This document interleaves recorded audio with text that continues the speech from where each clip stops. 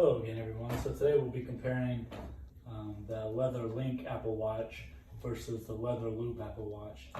The Leather Loop came out, I believe, with the original Apple Watch. So this has been around for 5 or 6 years. And the Leather Link, it just came out this year, 2020. So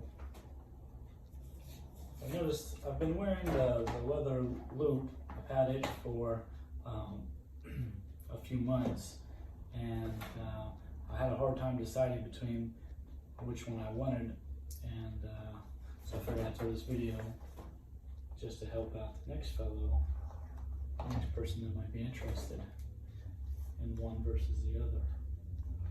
So I'm actually wearing the Leather Loop now, and as you can see, it's a pretty subtle leather texture on it. And while wearing it, I've noticed that it is pretty waterproof. It doesn't claim to be waterproof, but it does. It is. They kind of bond the edges, so you don't really have any like open grain. It's pretty well sealed, and the magnets are pretty strong. That's one thing I was worried about the Leather Link, is that I thought that I might brush against something and it might tear the magnets off. Well, with the Leather Loop, it goes through the loop, so it secures it. You couldn't move it off, but the magnets are really strong, so I no longer have that worry. But the new worry that I have with the Leather Loop is that as it has to loop through this secondary piece, that it has like it's kind of got a kink there now where I always bend it. I'm afraid that it's going to wear out there.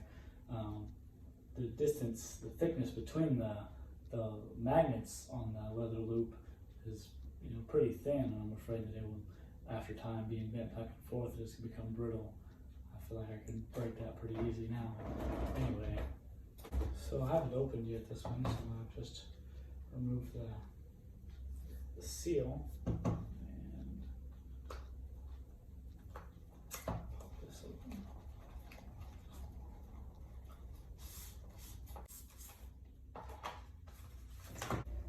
Of course, you're going to have to pick a size. On my Leather Loop, I got the medium. What does it say? The medium, which is a small medium, and same way on the Leather Link. When I measure my wrist, it measures 178 millimeters, which equates to be right between the 8 and the 9 at 8.5. And if I was going to get one of the stretchy bands with this Sport Loop, I think it says to go down to an 8.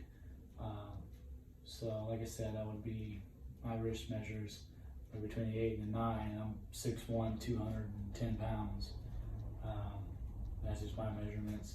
But I still end up getting the small medium on the Leather Loop, and it worked out well. And then this is the Leather Link that I'm opening now.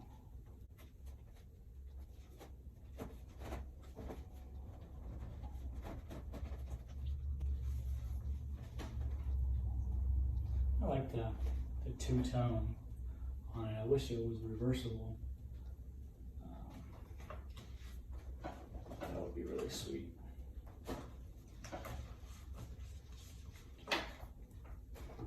So we want the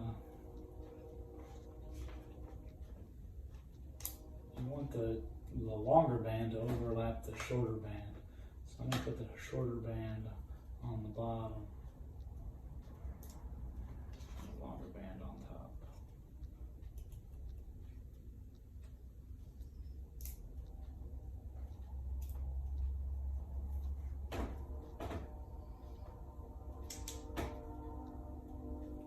And you can see that there's still a wrist in there. It overlaps a fair amount. But it's easier to get my wrist in and out versus the other one where I had to take the loop all the way out in order to get it on and off. And you get these nice shadow lines with these deeper pockets in there. It snaps in. This leather feels a little softer than the other leather.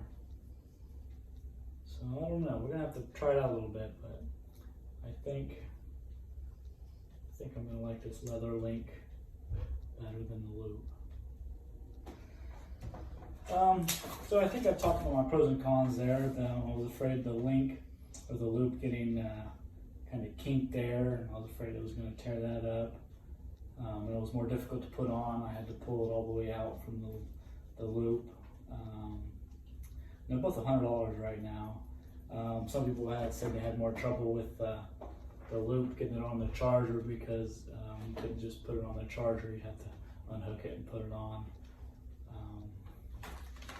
So yeah, I like